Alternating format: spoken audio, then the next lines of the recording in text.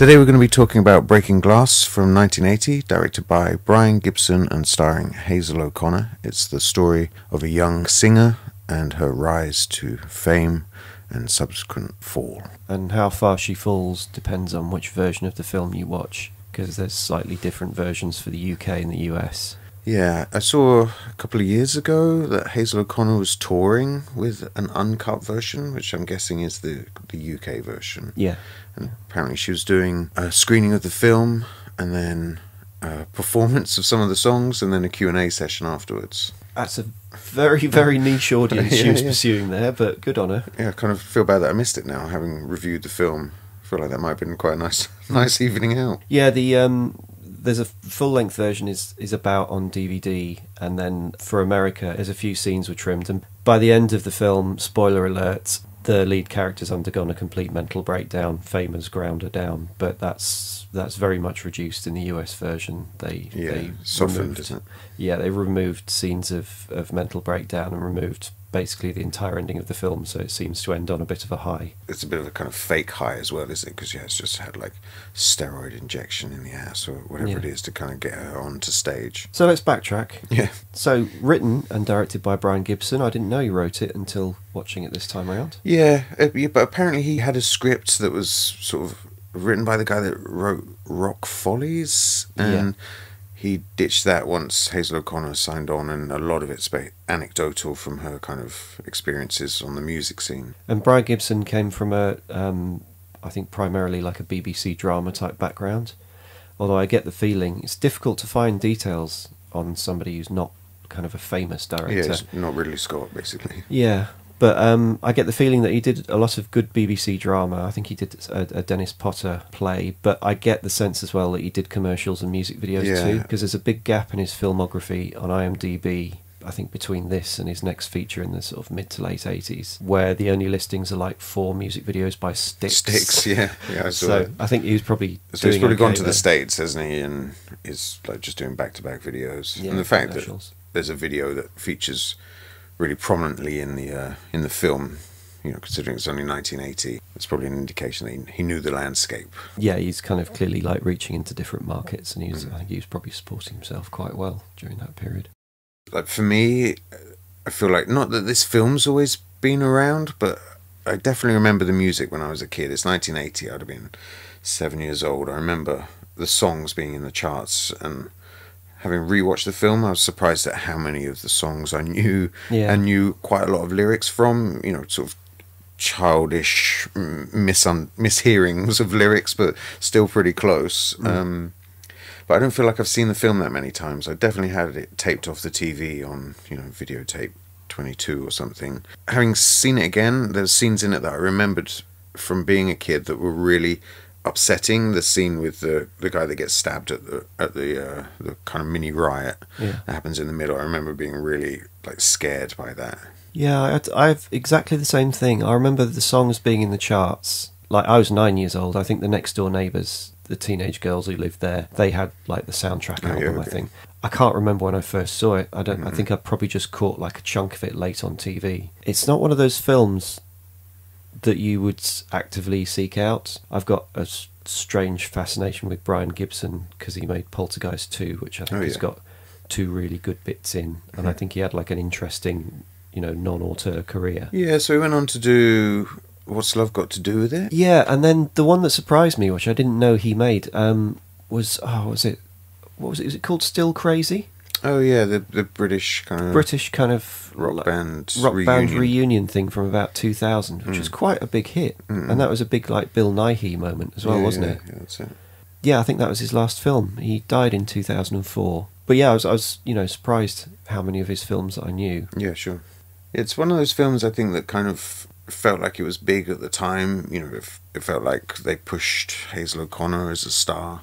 They pushed the film out, and then it just kind of stopped. Yeah. You know, not existing, but certainly being referred to. It doesn't feel like... Well, it's hard to find mention of it in like film text about the British film industry. It's sort of a footnote. Yeah, well, I think unless films make it big in America, you know, films that just kind of paddle along and make their money back just disappear from... I mean, we don't really revere our filmmakers unless they are, you know, auteurs or they're big in America. Yeah, that's it. There's a lot of success in America still counts, doesn't it? But Yeah. you know, he had that as a filmmaker, but yeah, like you say, sort of non-auteur. Yeah, and a lot of, you know, small British films just disappear forever. I find that really frustrating with this film, especially because it's actually like really good. It is a good film. She's really good in it. It has a few clunky moments, but you know, nothing that's unforgivable. Part of the reason it's been forgotten, I think, is because it's very much, it is of its time, and the music, it covers the music scene, and it's already slightly out of date by the time it came out. It's a little bit anachronistic. And then obviously after 1980, everything moved so quickly that it's just not relevant at all behind. Yeah, absolutely left behind. So yeah, I think fashion just relegated it to the dustbin for a long while now. We were talking about this before, and you're saying it was, you know, it's only sort of now, almost 40 years later, that you can look at it sort of outside of fashion, and it's like a that's it. It's a proper time capsule now, isn't it? And it's a period film rather than a dated film. Yeah, exactly. So probably the best way to start talking about Breaking Glass is to think about when it was made and what it relates to in terms of what was going on musically. I think one of the problems with it, and the reason that it was kind of disdained at the time, is that the film doesn't really have a very coherent attitude towards the music industry. I don't think it really understands it, or understands it's the character of Kate and her place in it, or her place in the music scene. It is supposed to be a film set in the music industry and about the music industry, and it doesn't really kind of do the details that well. It's, you know, there's no... Punk was the main motivating force behind everything that's going on in this film. Yeah, it's the foundation, isn't it? It's the foundation, and it's kind of ignored and ridiculed. So you think they were sort of moving their chips onto like the new wave bets and hoping that would be enough to carry it? Yeah, I think new wave was, you know, is a vast sort of open field where anyone could do anything, and her music fits more into that. The music's kind of, it's all written by Hazel O'Connor, but it's all produced and very much produced by Tony Visconti. Yeah, it's got quite a rich sound, hasn't it? Because of how raw it's supposed to be. You know, it's got, so, and Hazel O'Connor's character Kate says early on that her music's not punk and it's not new wave, it's just different. And the film never quite categorises her music, but for me, it kind of like feeds into, especially with Tony Visconti involved, it kind of feeds into 70s art rock, and it's more polished. You know, her songs are quite stroppy and confrontational, but musically they're very polished, and they have quite pleasing chord changes. Yeah, they stick in your head, don't they? Yeah, you know, Hazel O'Connor's kind of always got the white face makeup on. Yeah, sure. And she kind of does a lot of dance gestures and mime, and this is all kind of stage school art rock lineage type thing. Yeah, it sort of goes into the kind of robotics and the metropolis and all of that. Those kind of references too, doesn't it? And her ideas are all quite progressive and musical. And this is kind of one of the failings of the film in a way, in that the music is too polished from the start. Do you think that's why it hasn't had the sort of longevity? Yeah, the music sort of. Yeah, and I don't think it was taken particularly seriously musically at the time. And there is the temptation to kind of classify Hazel O'Connor as like a stage school punk like Toyah. I find it difficult to say a hard word about Toyah because she's such a lovely person. Yeah, sure. She was second in line for this as well, wasn't she? But you know, that's not quite authentic. It's not really from the streets. It's from. But, you know, you could say that about pretty much all music, pop music at the moment, regardless of genre, whether it's like hip hop or absolutely rock and roll. It's all now very middle class, isn't it? Yeah, but the myth has always been, and the myth of punk is that it's from the streets or from the suburbs, and it's, you know, it's very authentic and not produced. But I think sometimes getting the message out is more important than the person saying it. You know, wasn't it Karl Marx who said that revolution has to be led by the middle classes because the working class are all at work? So that for me is a failing of the film, and it. You're saying the music is a failing of the film? I actually really like the music, and I think it is maybe the distance that helps with that. You know, the fact that it's been so long since it was released, and it actually sounds fresh, and the production holds together nicely. I like the music a lot. I like the tunes a lot, and I really, really like, and we'll talk about it later, but the scene with Who Needs It, I thought it was brilliant. It was a really good song. Yeah. So I really like that scene on the train right at the beginning where she's putting up stickers for her gig, and then she moves from carriage to carriage, and there's a sequence where she just looks straight into the camera and lip syncs to the song that we can hear on the soundtrack. Yeah, there's a lot is made of telling the film from her point of view and it being her experiences. There's a really nice bit at the end of that opening sequence where she sort of walks to the back of the train. There's like a Lady Gaga moment where she's like la da da da da da, and the train just keeps going into the distance, and the camera seems to just stay where it is, but you can't see any tunnel or anything else, and the train seems to disappear. We sat and watched that, and it took me a little while. I think I've worked out how they did that. I don't think you'd be able to do it these days, but they must have got a tube into a depot or a station. Yeah, studio or something. Yeah, because there's lots of really nice tracking shots along the outside on of the the tube outside, whilst it's in motion. Yeah. Through the windows, and then to be able to do that in the tunnel, they must have moved the cameras into a depot and got an overnight shoot. They do that thing where she's walking through the train and it sort of cuts in closer as she moves from compartment to compartment, but it also feels like it's the same carriages repeated. You know, it's that sort of little visual trick. But it's nice to see it was a Piccadilly line train heading in my direction. Yeah, that's it. Well, the film's set around Finsbury Park, isn't it? So. No, a lot of it's in West London. What? Yeah. Well, where she lives. Yeah, she lives in West London, but all the gigs are up and near the Rainbow. And that's it. It's bookended by 2 gigs at the Rainbow, isn't it? Yeah, and apparently there's... obviously, if I was a punk aficionado, I would have recognised it immediately. But there's some stuff in the Hope and Anchor in Angel. Oh, yeah, okay. The legendary punk pub. Mm-hmm. Yeah, but a lot of the gigs take place in North London, but there's loads of spectacular crane shots which show you the flyover, and then Tavistock Hotel in the back. Right. Right, West London. Yeah, that's true. I was surprised when you see a lot of the landscape shots, the wide kind of vistas of London, that one of the only towers you can see is the BT Tower. Yeah. How prominent and isolated it looks compared to now. It's changed so much in the last 20 years. The next sequence, we're introduced to the Rainbow legendary London music venue. It was built in 1930 and was one of the largest cinemas in the world at the time. And then in 1971 it was converted to a music venue full time, but before then there'd been a couple of one-off gigs, including the gig where Hendrix set his guitar on fire. The Who's Long Live Rock song is about the Rainbow Theatre. Right. And Frank Zappa was hospitalised for 6 weeks after being pushed off the stage by a fan at the Rainbow Theatre. Other gigs there: Ziggy Stardust, Eric Clapton, Pink Floyd, James Brown, Stevie Wonder, Queen, T-Rex, Bob Marley, The Ramones, Thin Lizzy, Monty Python, Iron Maiden. And then it just kind of closed, and was closed and empty for a decade and a half, and is now a Pentecostal church. Right. No, it's really frustrating because it's apparently a really good venue, and I've never been to it. But you keep reading books in the 70s about who's played there, and yeah. I think I could have, if it was still a venue now, I could go to a gig, and then I'd be like 15 minutes from home. Yeah. It's really frustrating. Something I only noticed this time round is a bit of an editorial cheat. The gig that Danny attends at the Rainbow is actually just like a bit of salvaged footage from the gig that we see at the end of the film. A little bit of outtake, isn't it? Yeah, and I noticed when you cut to the audience going crazy, there's a lot of Hazel O'Connor lookalikes in the audience. So you think, why is everyone dressing like this? Yeah. And then Danny goes backstage and tries to blag his way into meeting some... There's some weird lookalikes in this sort of backstage party, isn't there? Yeah. A massive space, considering it's supposed to be a music venue, which is usually all kind of like... cramped tunnels and stuff. Yeah, exactly. But did you see, like, there's a Paul McCartney and a Rod Stewart and there's David Bowie as he leaves the venue. You know, there's lots of lookalikes. Apparently Bowie visited the set and got a haircut from Hazel O'Connor.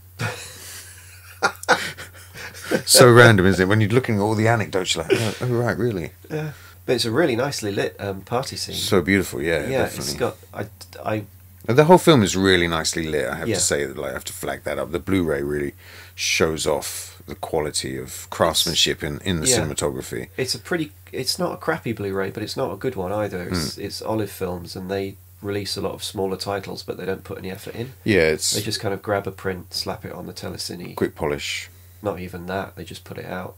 But even so, it just looks great. Really nice. The exteriors on the Rainbow with the street lit in the distance look really nice at night as well. And there's the sort of fairly flashy scene in the party, which has got... I technically, I don't know how you would do that, but it's got really beautiful lens flares shot anamorphically. So you've got these kind of oval lens flares at the top of frame coming from these undetermined points, and then everyone's really nicely lit from below with these like really nice like colours. Yeah, it looks really great, doesn't it? Yeah. And of course the character Phil Daniels is playing, he's desperate to get into that part of the music industry, so it is his kind of fantasy as well, you know, to be in the best parties with, you know, the legends of London. You know, it just, you can see why it looks like that, why it needs to.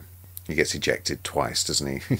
Gets booted out and then climbs back in through the toilet and then gets booted out again. Yeah.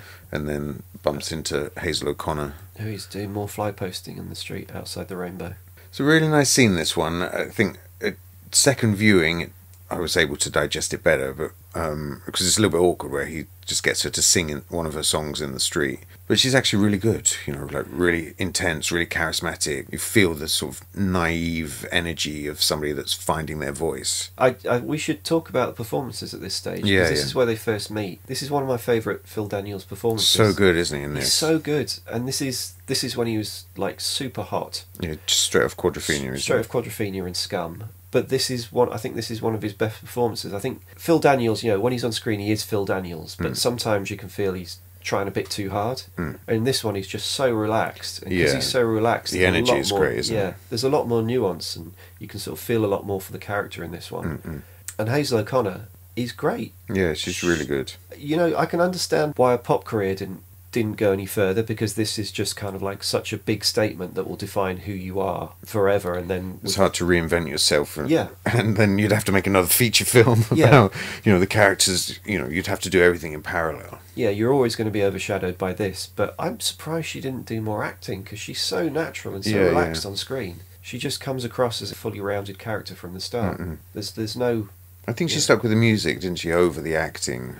Yeah, but according to Wikipedia, she had a lot of problems with the music, sorting out copyrights and contracts. Yeah, so apparently she didn't get paid for this, did she? Yeah. She didn't get any of the royalties, or her label was a subsidiary of an American label, and there was disputes over who owned her contract and that kind of thing. I don't know if she was dropped or quit the label after a second album, didn't do anything, and then I think she's just sort of kept putting records out every couple of years for the last 40 years, so I think she has like a hardcore fan base. It's a shame that her career went that way, given that one of the most kind of like cringeworthy scenes in the film is where the bands sign away their publishing rights for 3 years in order to get gigs.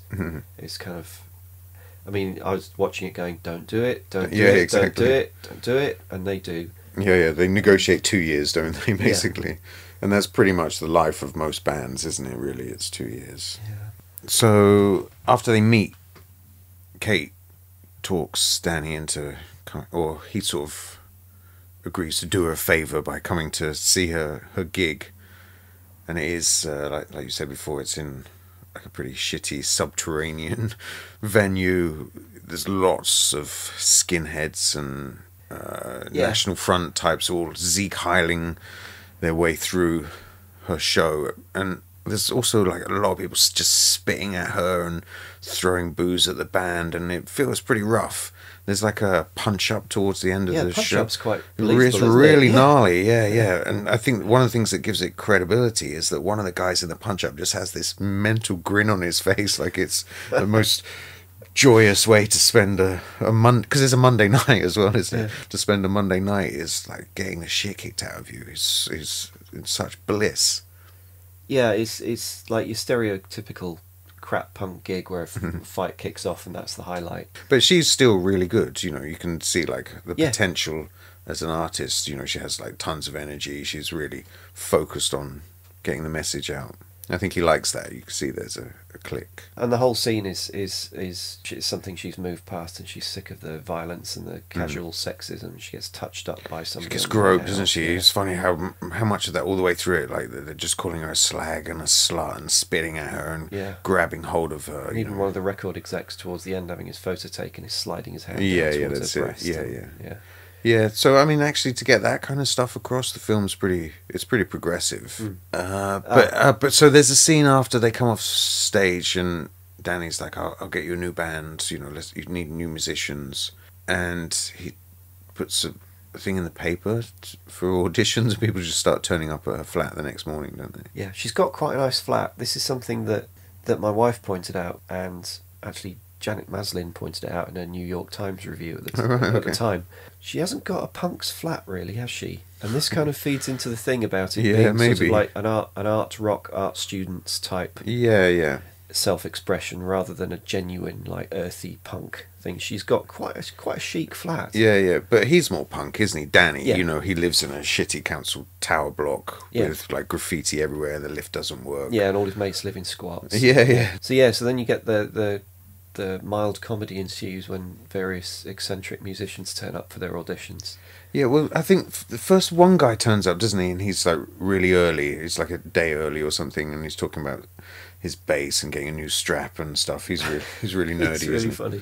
Yeah, but that gives her a chance to sort of nip round and see Danny in his office above a sex shop where there's guys wandering around in the hallways looking for massages and stuff. There's some really nice little details like that. Yeah. And he's kind of at the real blunt end of the music industry, isn't he? Just buying bags and bags of 7 inches to try and get... He's fixing charts. Yeah, that's chart rigging's quite simple and straightforward when you read about it. Yeah. There's certain shops around the country that log their sales, and that's what generates the chart position. Exactly. So if you go and buy enough singles from those shops, it will chart. Yeah, he says, I can get someone in the top 20, doesn't he? And he's like, well, top 30. Yeah. And he's got those little period touches, like the singles are all in Boots music bags and Virgin Records bags, which, if you're as old as I am... Nostalgic. Yeah, so they join forces and start building a band. Yeah, they agreed to do the auditions and sweep through London's desperate musicians. And after sort of combing through a lot of kind of like comedy turns... And you meet the other band members who are all ace. Who's the first? Is it Jonathan Pryce? Yeah, Jonathan Pryce is the first one that signs on, isn't he? Is it Jeff? Is that his name? The character? I'm going to call him Jonathan Pryce. Jonathan Pryce, yeah. Yeah, he's really good. This is like ahead of Brazil as well, isn't it? You can see like why he was spotted after this. He's so good in that. He's perfect. Yeah. He's the best thing in the film, I think. Yeah. And they get away with... the character is partially deaf, and they get away with like a couple of disability gags, crap gags. But he's so down to earth and so relaxed. But he sketches out everything. A junkie saxophonist who's partially deaf. It sounds like the worst character on paper, doesn't it? And he really makes him human. Yeah, a really kind of living, breathing character from his first appearance. He's really great. And then the drummer, Mad Mick the drummer. That's Peter Hugo Daly, and I haven't seen much of him since, except that he's the one-armed priest at the beginning of Gangs of New York that gives them their blessing before they go out for a big punch-up. He was actually in a band with Phil Daniels at the time, wasn't he? Oh, right. Phil Daniels and The Cross, Okay. I think they were called. And they just had their album had been released just as Phil Daniels started working on this, and basically flopped, I hate to say. It got bad reviews and just kind of didn't have any life, so... I think Phil Daniels has said that he was working on this and was really frustrated that Hazel O'Connor was like this rising star and her music was all happening for her, and he was kind of... Yeah, but it's only happening because it was being, It's part of a package, wasn't it? Yeah, promoted by a major record label and stuff with a film behind her. It's a slight imbalance, isn't it? Yeah, it's just bad luck. But yeah, Mick starts off as a slight caricature, but throughout the film he's got quite a bit of depth, hasn't he? Yeah. He's really likeable, sort of... Yeah, there's a scene towards the end where he leaves the band, but you don't get any inkling that it's coming. Just the gig finishes and he kicks his drums over and storms out. Yeah. And you're like, oh, he's out of the band. And it's all been happening in his head. And you haven't even seen it, but you just know straight away what he's thinking. He's really good. And the final two are the very professional guitarist and bassist. Yeah. They're living in a squat, aren't they? And but the guitarist, I don't know the actor's name. So his name is Mark Wingett, and he was in Quadrophenia. That was his first film. Yeah, he's the guy that ends up with Leslie Ash after she dumps... Okay, so he's the best mate, really. Yeah, that's it. Who isn't Ray Winston. So this was 1980, and then in 1983 he was in a pilot called Wooden Top, where he played a police officer called Jim Carver. The pilot was commissioned as the Bill. And he basically played that character then for like 25 years. That was his career, yeah. And, one of those most loved British TV characters ever. Yeah. You know, I think so. Yeah, he sort of found his place, and then I think after that finished, he went back to doing films and bits and bobs. So he's still kind of kicking around. Yeah. And the bass player is Gary Tibbs. Gary Tibbs from Adam and the Ants. Adam and the Ants. I know, and Roxy Music. Roxy Music, yeah. And I got to say, he's really good as well, isn't he? It really helps the film. Yeah. A, that he's a good actor, and B, that he plays the bass. Yeah, yeah. Because a lot of the performance scenes don't.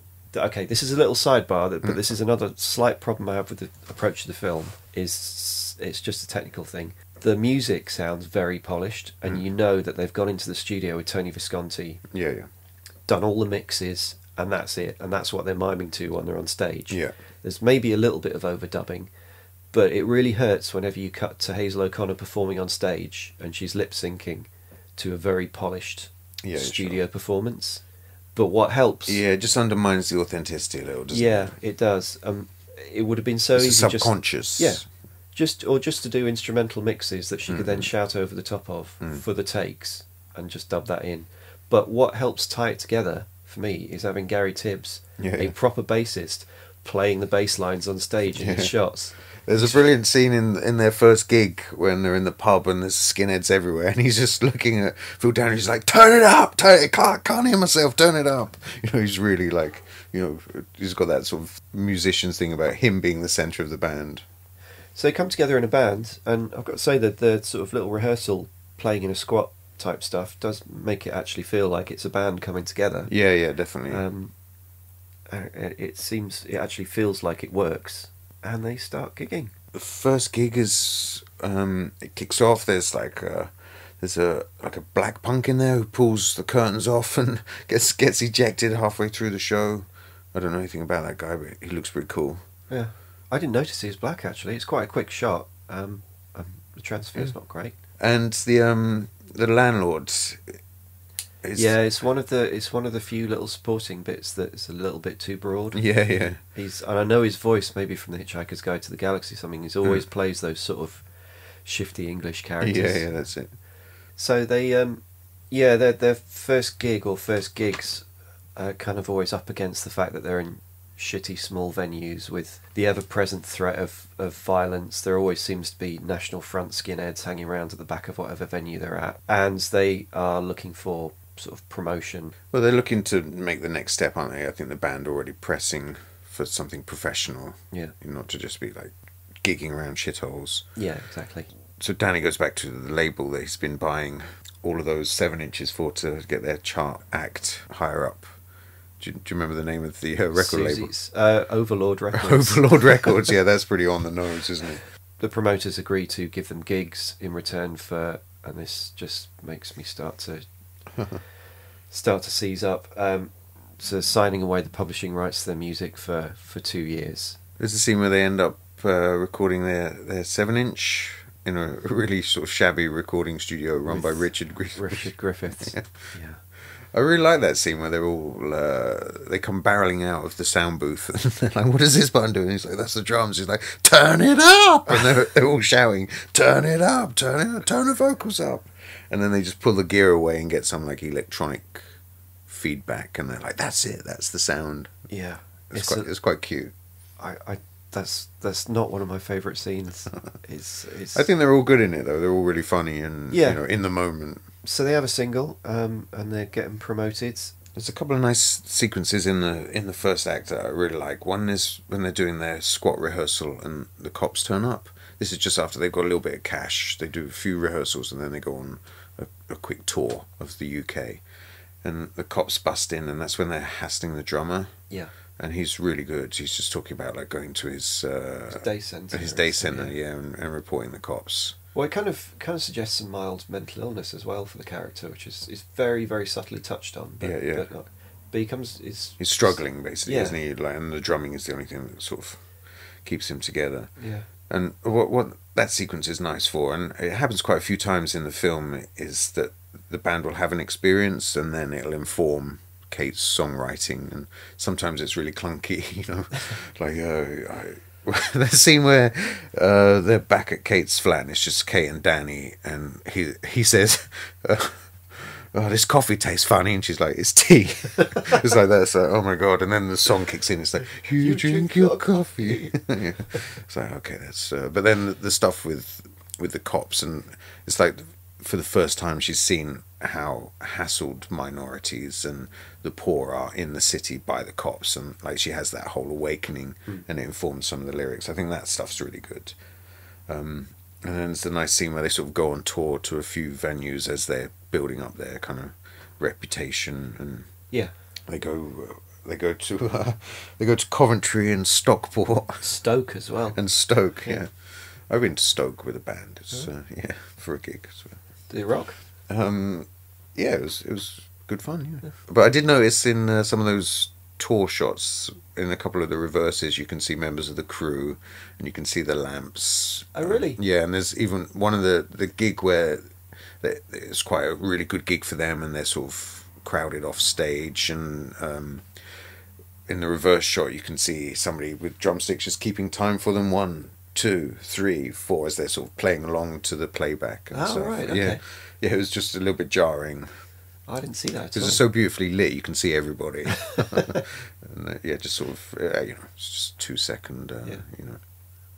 So, there's a really nice interlude at the end of one of the gigs. It's like Christmas Eve, isn't it? Yeah, they're trying to get back, but there's a train strike on, so they're trying to get back from the north. The van has broken down. It's the band, you know, doing that kind of Hard Day's Night thing, running through the station, running through the train as well. But it ends really nicely. You think, oh, it's just going to be some band hijinks, but then you know, Danny and Kate finally get together, and it's a really nice scene. It's a really nice, really genuine scene, isn't it? Yeah, and they're both brilliant in that again. Yeah. Did you notice the gentleman, the station conductor or whatever? Oh yes, yeah, Jim Broadbent. Jim Broadbent, looking about 70. Has he ever not looked 70? He looks so old, doesn't he? Yeah, doing quite a broad early turn. Yeah, he's done tons of Mike Leigh by then, I think. Yeah, I guess. So the kind of, I guess, before they signed to the label, the sort of the high point of their independence is them playing a gig at a venue called the Music Machine during a power cut. It's Coco in Camden. Oh, is it Coco? Yeah. Oh, right, okay, yeah. It was Music Machine, which lent its name to the 1970s roller disco movie. Oh, yeah, okay. Which I think you can get on YouTube. Uh-huh. And then it was the Camden Palais. Oh, right, and now it's Coco. Oh, yeah, cool. Many gigs there. Yeah. It's still going, place. right, as well. That's nice. Beautiful. Yeah. There's a scene beforehand where the radio talks about Margaret Thatcher and the decline in music sales, except for disco, which is still going steady. Yeah, just about in 1980. Yeah. Little did they know. But yeah, the gig at the Music Machine is it's quite odd, because what I didn't remember it, and watching it this time, I was not initially expecting much from the scene. I thought it might be a little bit over the top and theatrical. Yeah. But it's brilliant. It's really good. It's a really good scene. So in the gig, they basically come on stage, play a few bars, and then there's a power cut, and the audience are kind of, you know, everybody's smoking, so they've all got their lighters and they're setting stuff on fire, and it looks like it's about to kick off. The record executives are there to watch this gig, and it's that moment where a band steps up, sinks or swim. Yeah, that's it. They step up and they take control of the audience, and you know, they're all singing along, and they do it acoustically, and Phil Daniels is just using torches to light the band. Yeah, it's a really kind of triumphant. It builds so well, because the song itself, I mean, for me, doesn't start out that promisingly, but it gets better and better. Yeah. And then the cross cutting between them and the audience. The audience, and really getting it. Really getting it, and then it's just the excitement of it. And I was singing that song all day yesterday after watching the film, because it's just got some really nice bits. It's got a nice sort of marching beat as well, hasn't it? And the song gets faster and faster, and the cross-cutting gets faster and faster. It's just a really exciting scene. Everything about it really clicks by the end. Yeah, it's a nice kind of strobe flurry of editing at the end as well, isn't there? It's really nice, really satisfying. Yeah, and you feel like, oh, that's it. You know, they've established themselves. They're kind of ready for what comes next. They're tight as a band. But things don't seem to improve that much, do they? No, it's until they sign their life away. They're still kind of doing pretty poor gigs. But this is another thing that we're starting to talk about the music industry and how the film approaches the music industry. This is another failing of the movie for me, is that it doesn't understand record labels. It only understands record labels as big, megalithic chart record labels. Like, at this period, there were some of the best independent labels around. Yeah, I mean, you did have Virgin kind of playing against the system as well, didn't you? At this point, Virgin at this point were already quite big. They were like a big indie, but you had Rough Trade. You had a lot of really good smaller labels. Mute Records managed to get bands into the top 10. Yeah, that's true. You had a lot of smaller labels, but they instantly go to the biggest, crappiest. Yeah. Overlord Records. This film doesn't understand really anything that's going on in the scene it's describing, and it just at this point, this is where isn't it like a cautionary tale? The fact that she is seduced by the giant. But it's a big, clumsy cautionary tale. That it's because if she'd have gone to like a small indie, they'd have put out the singles step by step. Her success would have grown, but she'd have maintained her artistic integrity, and then gone on to have a long, 20, 30 year career. This is where I'm sort of fantasy football rewriting the movie from an armchair. But for me, it would be like a 2.5-3 hour movie where she actually builds a career on the basis of what she wants to do. It's Kate Bush. She's just very successful, independent, and then retires. Well, no, you'd still have it being chipped away, because when you start getting comfortable and the money starts coming in, then you just start doing whatever will keep that coming in.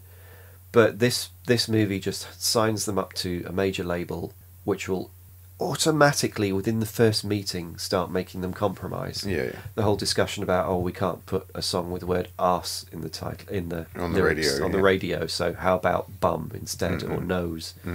And it's this is where it stops being realistic for me. This is where it becomes just another kind of selling your soul story. And it happens too quickly, and I kind of lose sight of what the character is, because you don't get any sense that she's pushing against it, really. You don't get any sense. She's just kind of like a bit glum and a bit stary into the distance and a bit huffy sometimes, but at the same time she is kind of quite like easily manoeuvred into all these things. Well, I think there's this sort of central trauma in the middle of the film when the record label suggests that they should play like a anti-1984 you're absolutely right, actually. March gig. It looks like it's under the Westway or something, doesn't it?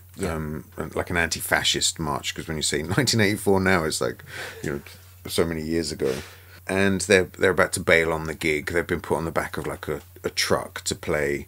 Well, it's not so much that, it's that there's loads of other bands playing, and it's just a bit of... It's just a shambles, isn't it, basically? Isn't it? Yeah. Really badly organised, and they're on a truck, a bit like a float in... they want the band's name on the side, and it just says Overlord Records. They decide to ditch the gig, and they're reversing the truck away from the crowd when they back into... a National Front march, all these kind of skinheads, Sieg Heiling, and getting ready to fight all these sort of peaceful demonstrators. Well, they're not that peaceful. I mean, it's a proper rock. Yeah, that's on true. both Yeah, sides. it kicks off. Yeah. I'm not saying there's good people on both sides, but everyone's Donald up Trump. for a fight. It's a proper quite even-handed fight. Yeah, really brutal actually. When it kicks off, it's really terrifying. That's definitely one of those sequences I remember as a kid. Finally watching the film, expecting a nice sort of pleasant musical, and I found that sequence really terrifying, and actually still quite hard to watch. It's really scary. The bricks, and I think this is where we see her, who she wants to be, fighting for the voiceless, and she's standing on the back of the truck and she's screaming like, kill them, kill the Nazis, and even Danny's trying to pull her back and she's like screaming in his face. It feels like she's embracing the chaos and the maelstrom, until one of the guys in the crowd, looks like a skinhead, comes out covered in blood, screaming in her face, and he dies in front of her. Yeah, no, I completely take your point. I wasn't taking on board the fact that she's completely shattered by that, so she is easily manoeuvred around by the record label afterwards. Yeah, after that she's a pawn, isn't she? Yeah. That's the first inkling of her impending nervous breakdown. Yeah. This, I should point out, this is where the American version starts making cuts to the film. Immediately after the immediately after the kind of riot and the death, there's a scene in the studio where Kate's performing but breaks down, and Danny kind of ushers her out. She's really sobbing, isn't she? Yeah. It's really believable. Yeah, and she, meets the record company doctor for the first time, who plays a key role later in her life. Yeah, yeah. That's removed from that American stuff version. as well. You think, to show that a record label has a doctor on call who's administering, amphetamines or whatever to artists, that's pretty dark. And again, along with the sort of the more feminist points, I think that's the darker side of the record label. That's authentic. That's somebody that's been there and had that experience. Yeah, yeah. It's pretty grim. So from this point on, it's effectively like an extended montage, isn't it? The film from here on, it's kind of skips through. There's not too much character stuff now. They've set everybody up nicely, so it's let's rattle along now. So yeah, so Kate's basically in the hands of. We haven't really mentioned the record execs, who are quite nicely played, aren't they? Yeah. They've got a strange dynamic, haven't they? Yeah, there's a trio of record execs, one of whom looks a little bit like Richard O'Brien, and the other one is Mark Wing Davey, Zaphod Beeblebrox. Yeah. Who gives a really nice kind of relaxed, smooth, yeah, comfortable performance. There's a really nice scene where they go and watch the band breaking glass, and his cohort, the guy with the curly hair, is saying to him, "When was the last time you were here? 1969?" And he was like, "No, 1967, and I miss my caftan." He plays really well against Phil Daniels in their early scenes, because Danny comes in to kind of extort favours out of him and blackmails him about his record rigging, and he's really nice sort of smooth but embarrassed performance. Yeah. Piss off, will you? Yeah, leave me alone. Yeah. Yeah, so these, and the third exec is the one with the big hair, who is more sort of the house producer, promoter type guy, isn't he? Yeah, he's got so much energy for the music, and really is just all about sculpting it into something commercial and making as much money as possible, but pretending to be the talking about cosmic energy and all of that stuff, isn't he? So from this point on, the band are becoming more and more successful and playing bigger gigs, but at the same time, the rough edges are being. Yeah. So Kate's on the 17. verge of a nervous breakdown, and Danny's the only one that flags it up, and everyone else, the two kind of slick members of the band and the record label are all like, let's just keep pushing and cash in while we can.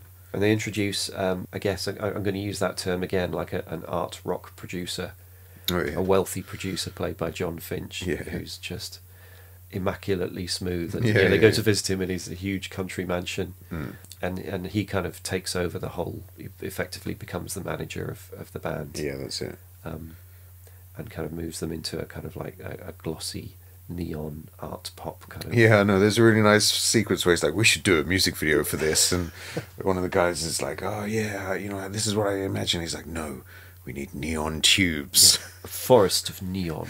Yeah, that's it. 40 years later, music videos still look exactly the same as well, don't they? So we're into the last act of the film, effectively, and it's where they've inexplicably signed to this major label, which is sanding down all the rough edges. All the sort of song performances are a lot more kind of straightforward. You see it in their live performances in the last tour.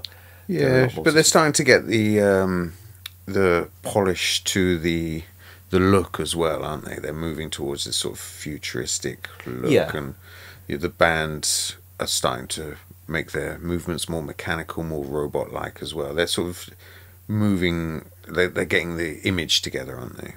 Yeah, but it comes across as more sort of like a polished dance routines rather than theatrics. And throughout the whole of this section, it is quite montagey, and there's a lot of. They use a lot of the songs, particularly "Will You" is used as the sad music throughout the entire thing, and I think the film's just kind of on autopilot at this point.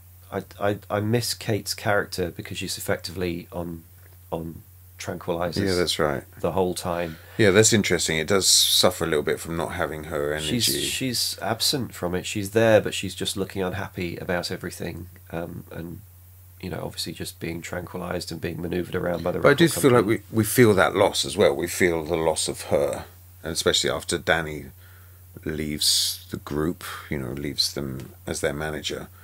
We feel how alone she is, and I'm very confused by some of the scenes later in the film, by how they play with their character. If it had been consistent that she was kind of tranquilised and kind of out of it and stuff like that, I can understand it, and you do miss her for that. But there's a couple of scenes. There's obviously the key scene where she goes to a phone-in. Oh yeah. And talks to some fans from London. Yeah. And it's interestingly done. It cross cuts between these kind of pans around the studio, or just kind of like lateral movements, sideways movements across Kate, and then it cuts to exterior, like cityscape shots. Yeah. Of, and it's kind of like the paranoia of the outside world versus Kate's interior world. It's quite difficult for me because it's the only scene that suggests that she's becoming paranoid and is losing touch with her fan base and reality and everything, because she's quite spiky and brittle and aggressive. But at that point, we've seen how much she's given over responsibility for herself to those around her, but she's also still adamant that she's in control. So I think it's like a tragedy for us as the audience watching her, believing that she's in control of her life, and we're seeing that she clearly isn't. But if they'd managed to kind of balance the different elements a bit better, rather than just... And the other scene that bugs me is the last scene with Jonathan Pryce's saxophonist. Oh yeah. Where are they back at Kate's flat? They're at Kate's flat after the record's gone platinum. And that's right, yeah. They've got the platinum disc and they're just chucking it around. But she's getting pissed at a party and having fun. And it just seems a bit at odds with the sort of downbeat, miserable Kate that we've seen in all the other scenes. Yeah. And then obviously towards the end of it, but she can't just stay in that frame of mind all the way, though. But and she's trying to enjoy herself, but she's still crying at the end of the scene. Yeah, it doesn't work for me because I don't know. The scenes just don't tie up that well for me. I mean, it's very bullet pointed, to be fair. Yeah, so it doesn't seem particularly well balanced. If they'd managed to balance out the fact that she was, there were hedonistic moments and there was moments of enjoyment, and there was, other times when she's almost catatonic, and then other times when she's paranoid. There are other movies and performances that can balance those things rather than just like do 3 specific scenes that don't really match well, that jar with each other. So she goes for the radio phone-in. The DJ. I know what you're going to say. Jonathan Lynn. I did the same research. Yeah, I know.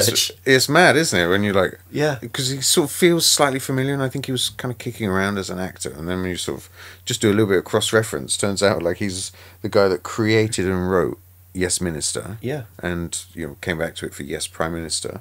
And he also directed Clue, Nuns on the Run, My Cousin Vinny, The Whole 9 Yards, and The Fighting Temptations with Beyonce. Yeah. Like, that guy is, force in his own right. Yeah, it's crazy. I looked him up because I recognised him as an actor in the scene. And I looked him up, and the first thing is, as an actor, it's like, oh yeah, I know him from The Knowledge. Oh yeah. Who's in The Knowledge? He's the Jewish cabbie in that. Mm-hmm. Have you seen that? No, it's really good. The 5th time you mentioned it, I'm cringing every time I thought you'd be like, "Have you seen that?" No.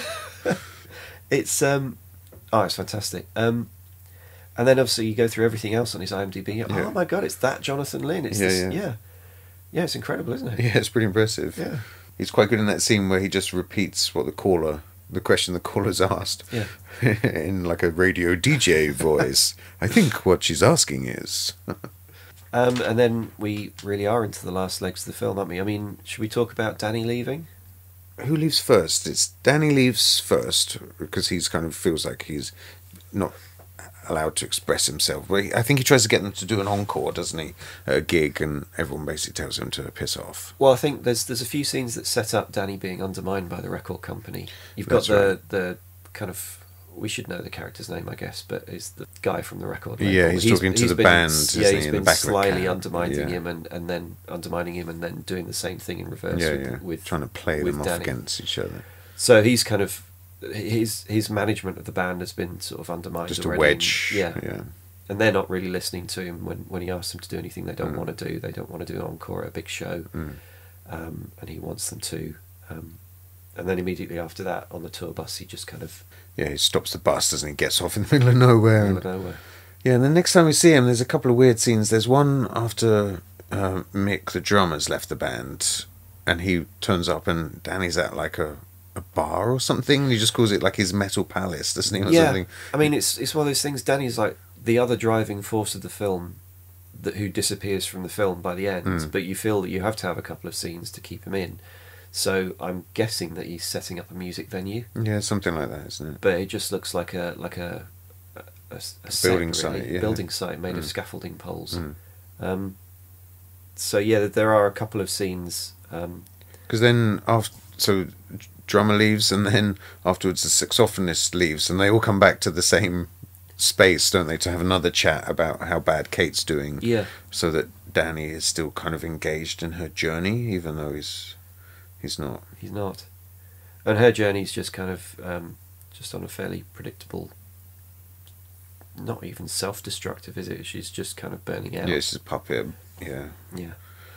And yeah, the whole thing kind of builds up to the big musical number at the end, which is, it's odd and contradictory that it's a really good song. It's a brilliant song. It's a really great performance. And it's really well staged. Yeah. And it's kind of got. They're all tight. It sounds great. Looks great. It's kind of gig you want to be at. Yeah. Yeah, the stage design is great. Kind of predates Tron by about 2 or 3 years. Yeah, and Blade Runner. I'm going to say it, Blade Runner. And it's got lasers in. And lasers always look good. Yeah, lasers look cool, and a stage that rises up. Yeah. The audience is it's like all faces from the new wave. It's Boy George and Pete Jonathan Burns. Ross is in there apparently. Jonathan Ross, yeah.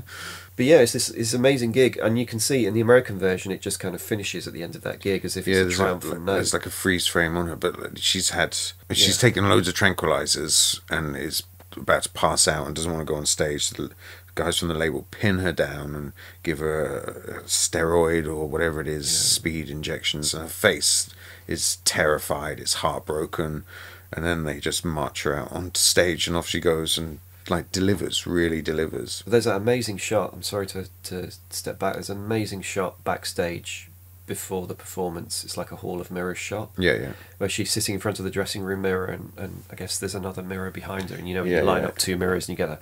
But I don't. You've shot stuff. How do you do that? Are you behind one of the? Well, I'd say one of the mirrors was probably a 2-way mirror or 1-way mirror, whatever they call it. You know, like in a police station. So the camera would be behind there, so she's able to look into the lens of the camera, but not break the arc of all those reflections. That's absolutely incredible. Because you start. Citizen Kane, isn't it? Yeah. Orson Welles did it in Citizen Kane. You start far in, you see her with her reflection, then you pull back and realise that one is a reflection and the other is real, and then back again. You're like, oh, this is really it's great. Really clever. Yeah, there's loads of those flourishes in the film, though. I mean, we should talk about the cinematography as well, and the cinematographer Stephen Goldblatt, who like, this is his debut film.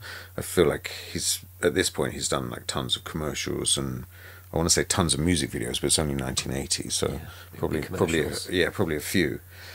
But he was a photojournalist, Stephen Goldblatt, right, working for the Times. But he's also one of the photographers that went with the Beatles on the Mad Day Out and took pictures of them. So his black and white picture of the Beatles in Regent's Park, surrounded by kids, is on the gatefold, the interior gatefold for the Blue album. So he's properly, of a photographic.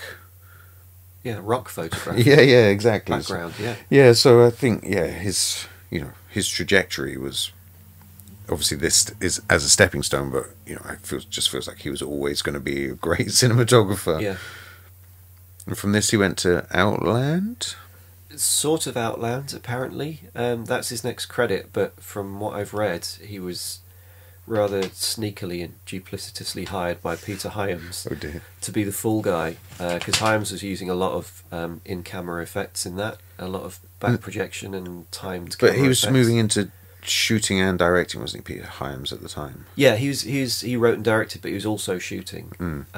But so he was effectively the DP of the movie, but he wanted somebody else listed as the DP so that if a lot of the stuff didn't work, he wouldn't get the blame. Which I think Stephen Goldblatt has spoken about since. Oh, right, okay. But because it was his first American credit, he just kind of shrugged and said, yeah, okay. He shot commercials for Hugh Hudson, Alan Parker and Ridley Scott. So he's kind of in that company. And then he did The Hunger. Did he? The Tony Scott film, okay. Which is shot in the UK to look like New York, isn't it? I'm ashamed to say I only started watching The Hunger quite recently. I couldn't get through it. Oh, right, okay. It's that... I thought that sort of thing was never my cup of tea, and I thought after some years had passed, I might be able to just, view it with some distance, but I can't do it. You didn't like Bela Lugosi's Dead at the beginning? No. I don't like Bauhaus. Oh, no. So, Stephen Goldblatt went to the States to work as a DP, shot Lethal Weapon 1 and 2, worked with Alan J. Pakula on Consenting Adults and The Pelican Brief, and then he was nominated for an Oscar. Do you know what he was nominated for an Oscar for? I know it's going to be something bad because you're saying it with that tone of voice. What is it? Batman Forever. Batman Forever. The Val Kilmer Batman. Okay. I can sort of see that. I know. Yeah, it's big and colourful and probably quite fresh. I think it's quite sophisticated photography as well, from what I've seen on bits of TV before I quickly switched it off. It's quite interesting. The editor, and this is one of the last people I looked up, oddly enough, the editor of this movie had again, he's one of those people like Goldblatt would be the perfect photographer for this. He's the perfect editor for it. He'd spent the 70s doing some of Ken Russell's music-based movies, and he also did That'll Be the Day, and then the sequel Stardust. Oh, right. And Stardust is another movie that would be a good double bill for this. Yeah. It has a lot of the same failings in that the timeline's too compressed, and it simplifies the story of success will grind you down or success will destroy your soul. He's the editor on that. Oh, okay. That'll Be the Day and Stardust are very good comparisons with this. That'll Be the Day is more sort of a slice of life movie. It's about sort of living in the 50s with the influence of rock and roll, and then Stardust decides to turn it into a biopic where the lead character, played by David Essex, actually joins a rock and roll band and becomes a 60s level superstar, and then becomes like a 70s level, not prog rock but pompous arse rock type superstar, a rock opera type musician. Yeah, sure. And then goes to live in a castle in seclusion and takes drugs all the time and eventually overdoses and dies. But it's all compressed into less than 2 hours. It just flies by very quickly and simplistically, which is quite a lot like the second half of Breaking Glass, really. Yeah, so the triumphant final sequence of the band on stage delivering a rendition of Eighth Day, a song that I really remember as a kid. Although I did get the lyrics mixed up with some of the lyrics from Down in the Tube Station at Midnight, I think, when I was trying to say, oh no, that's a different song. Yeah, and then how the British and the American versions diverge here. Yeah, American version ends with like a freeze frame on her face, sort of ambiguous. Maybe that's as close as it gets. Well, I don't know, because it's cut out all explicit references to any kind of mental breakdown. They've lost the shot immediately after the riot where she's breaking down in the studio. They've lost that scene, rather. And then they lose a couple of little snippets later on, which are more about Danny's character. But then they lose the entire ending of the movie, where after the whole Eighth Day performance, she's effectively hospitalised. But also after the performance, she bolts off stage and runs and gets back on the tube. So, like you talk about, a really brilliant bookend with the opening sequence where she's young, coming in to London and setting herself up and trying to get gigs, and the world is hers, and she gets on the tube at the end absolutely destroyed, and there's lookalikes of her. Semi-fantasy sequence where she's being attacked by her past. Yeah, that's it. Yeah. It's a really nice sequence, that, and almost feels like that's where the film should end, but it ends with somebody screaming in her face, smothering her, and then it flashes to white, so that would be a pretty bummer ending. So, I don't know the stuff in the hospital, whether that's tagged on. Well, that's the original ending was Danny seeing her in the hospital. But do you feel like that was the original scripted ending? Because I think the book ending is so neat with the train carriage. No, I have a feeling there's a big thing with punishing pop stars in British movies, especially women. But they killed off David Essex at the end of Stardust because he became, If you become too successful and become too much part of the music system, you must be punished by losing your sanity or your life. Yeah, yeah. And I think that was very much like the end game of this, is that she ends up in a mental institution completely shattered. Yeah, yeah. Do you think she's going to recover? No. Or was she, brain damaged? I think the scene gives her every opportunity. If that's what they wanted, then Danny brings her a little portable synthesizer. Yeah. If you wanted to suggest that she was going to kind of put herself back together again, that would be the opportunity where she could look at it and, perhaps start to recover some of herself, and then you cut away, but it doesn't. Yeah, the end shot is just Danny, isn't it, walking away from the mental institute. He's still got his future ahead of him, I guess, or gets out scot-free. After the film came out, Hazel O'Connor toured the soundtrack, basically, went on tour. Her support band were Duran Duran. Right. But she was also dating Hugh Cornwell from the Stranglers. Yeah. And he got banged up for heroin possession. Apparently the judge, when he was caught with heroin, because he was a star, just slammed him with the maximum custodial sentence, a couple of months. But the Stranglers had 2 gigs booked in at the Rainbow, the venue that we see in the film. Yeah. I actually got this from Phil Daniels' interview. So he went on stage and performed a few songs for the Stranglers, and so did Hazel O'Connor, and so did Toyah, Ian Dury, and then Hugh's guitar parts were covered by Robert Fripp, Wilco Johnson, and Robert Smith from The Cure, and apparently Joy Division were the support band on the second night. Oh, amazing. So I guess, having not seen the film for a few years, I was surprised at, for all of its faults, how well it holds up and holds together. I can see the problems with it, but they don't bother me enough to sort of... No, I agree. I feel like I've spent the last hour picking it apart, but the fact is that it's extremely well made. It's really solid. It's really entertaining. Yeah. The songs are really good, and I'd happily recommend it. And not really without any caveats. I'd be like, it's 40 years old, so bear that in mind. But I think the performances hold up. They're both the leads are great. Yeah, it's tightly written and constructed. It's really nicely directed. It's beautifully shot. And we're not just talking about lighting. Like, a lot of the camera blocking and the moves are just definitely really good. Yeah, there's a really nice sequence where it pans up from a homeless guy and goes up to the office window. Yeah. And just little moments, like, the first time that Danny and Kate, it's after a gig and they're going back to his place. And it's just starting the interior, seeing them approach, and then following them up to the lift door. Yeah. It's just one of those really nice, satisfying bits of blocking. There's loads of little nice creative touches all the way through. It's just it's a really confidently made film, isn't it? If you'd watched it maybe 10 years ago, it might feel dated, but it's kind of now, 39 years later, it's kind moved beyond fashion to be beyond dated. It's just that's a time capsule. Yeah, exactly. Yeah, let's hope maybe for its 40th anniversary there's some minor interest or something, just to kind of get it back on the radar at least. I think there's a whole generation that would probably, who were born 20 years after it was made, that might really respond to it. It's fairly lucky that there are, you can buy it on DVD in the UK and you can buy it on Blu-ray in America. And we were saying earlier, before we started recording, that there's, one of the terrible things about smaller British films is that they literally disappear off the face of the earth. Yeah. This one is still out there, but it would be nice if it was better known. It'd be nice if it was more front and centre, because it's a good enough movie. Yeah, if next year it was at the BFI on a restoration on Screen 1, I'd go and see it again. Yeah, it would be a good flip side candidate.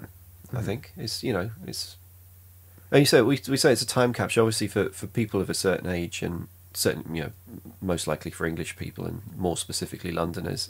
It's a movie you've got to see because it's just glimpses of London that you vaguely remember. Yeah, that's it. It's that perfect time capsule thing. But I think even beyond that, it is a good, solid, entertaining film. And I think so. I think it stands up as one of those kind of cautionary tales about getting involved with the music industry. I don't think it stands up so much as that, but as a really good, entertaining film, I would recommend it. That's really lame. Yeah, I would recommend it.